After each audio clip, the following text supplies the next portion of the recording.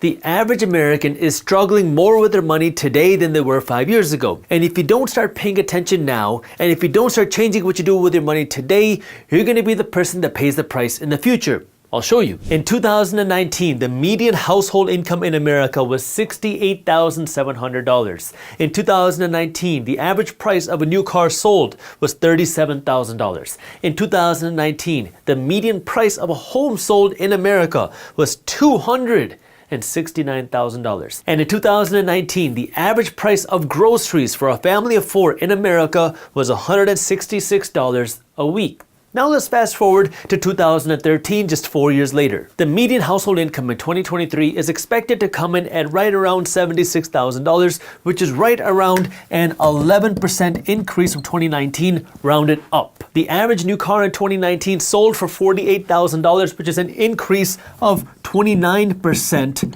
from 2019. The median home sold in 2023 was $412,000. That's an increase of 53% from the year 2019, just 4 years ago. And the average price of groceries for a family of 4 following the low-cost plan, according to USA Today, was $243 a week back in 2013, which is an increase of 46% from the year 2019.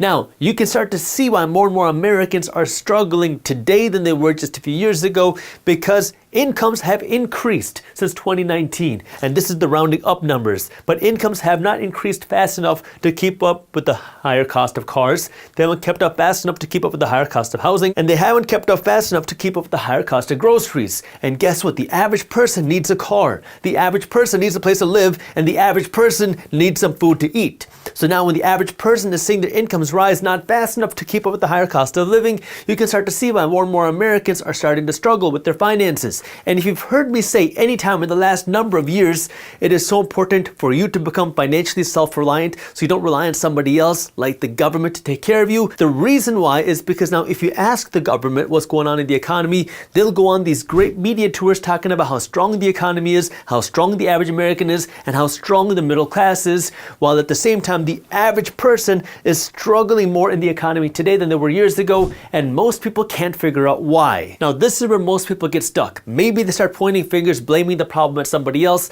but that doesn't actually fix the problem. And what I want you to understand here in this video is this issue is happening and it's going to continue to happen. Inflation is going to stay. The Federal Reserve Bank has even said that they want inflation. Now they say that they want 2% inflation, but they still want inflation, and inflation disproportionately hurts people who have to spend money. It benefits the investor, but it hurts people who have to spend money, and this is why I want you to understand what's going on. That way you can win in this economic system by changing what you do with your money. I'll show you. If you want to be able to win financially in this economic system, you have to start by understanding how our economic system works. And the best way for me to diagram this is through this chart right here that I created, which has 3 entities in our economic system. C, the consumer, I, investors, and B, the businesses. Now, every single person in the United States is a consumer. I don't care if you're rich, middle class, or poor, everybody's a consumer because everybody's got to eat. But very few people leave just this consumer circle and actually become investors or business owners. Now, you don't have to go out and become a business owner,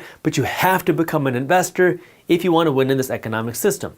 Now, how does that work? Well, what happens in this economic system? Consumers need to eat. They need to buy clothes. They need a place to live. So they go to this business and then they spend money. Now, when you go and spend money at this business, who benefits? The owners of the business. And who's the owner of the business? The investor. So now, when consumers spend money at businesses, investors make money. When consumers spend more money, investors make even more money. But then you have to remember what I just said. Inflation happens and it's going to continue to happen. So now, who does inflation benefit? Or who does inflation hurt?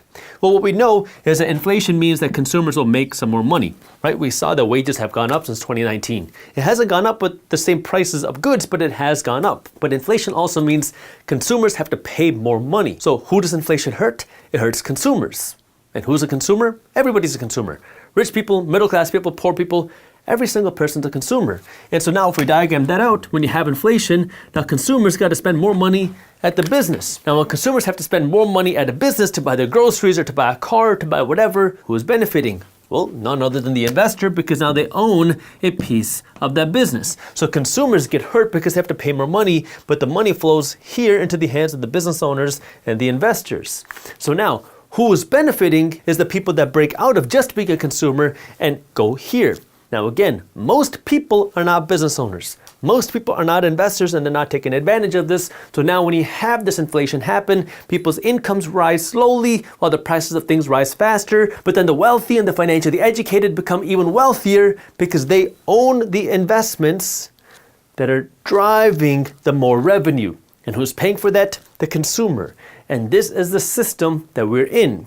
So now if you want to win in this system, you have to break out of just being a consumer, and you have to start being an investor. Now, of course, you can go and become an entrepreneur as well. You can go and build a business, but that's not for most people. I'd love it if you started a business, but again, it's not for most people, so I'm not going to talk about that here. But every single person in the United States needs to, at the very least, become an investor. That way you can win in this economic system. If you enjoyed this short clip from my longer videos, here's another clip that I think you'll love. And while you're at it, if you're interested in learning more about how to start generating passive income, our team put together an amazing guide on how to start generating passive income for free. All you gotta do is click that button right over there. Thank you for watching, and as always, keep hustling.